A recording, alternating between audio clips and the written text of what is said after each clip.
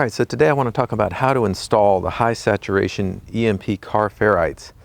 And they're very simple to install. So the first thing you want to do is make sure the car is shut off. Don't work under the hood with the car running. And basically you buy these ferrites usually in a pair, and one of the ferrites will go around the main negative lead and one of the ferrites will go around the main positive lead.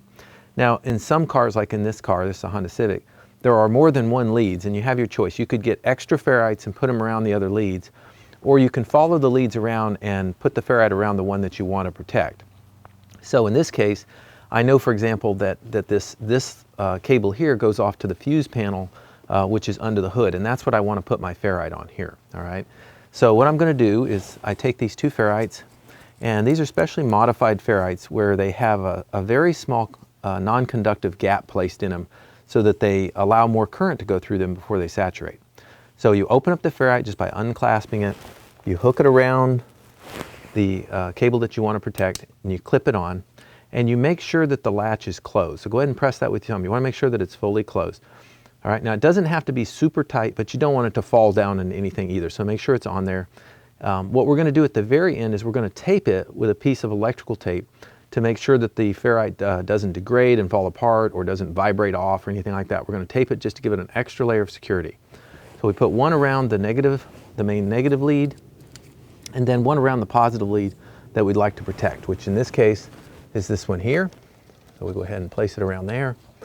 And again, make sure that it's shut good, and it goes on like so. All right, so very easy to install. Again, what we'll do next is we'll take a piece of electrical tape and we'll tape each of them on to make sure they're secure. Now I'm not going to show that step. Everybody can tape their own on just to make sure that they don't ever come off. All right, so that's the process for installing it. You shouldn't notice any difference in terms of the way the vehicle runs. These only damp very high frequency energy. The energy that cars generally draw through the battery are much lower frequency, and the ferrites would have no effect on that. So the primary purpose of the high saturation EMP car ferrites is to reduce current transients that might flow in or out of the battery. All right. So when an EMP were to occur, you would get high frequency electromagnetic energy that would couple into the cabling primarily of the vehicle. That might introduce large voltages at different ends of the cable, which might pull out lots of transient energy from the battery, or might push transient energy back into the battery, either of which could cause damage. So the way the ferrites work is when current flows through the cable, it generates a magnetic field which has a magnetic flux in this ferrous material. And that magnetic field does not want to change very easily. So if the current changes suddenly, that magnetic field will resist that change and try and dampen out that current transient. So essentially they're kind of like little shock absorbers for the current that sort of keep it from changing too quickly. So by placing them on here, what we're trying to do is limit that very high frequency current that might flow in or out of the batteries that would be a result of an electromagnetic pulse.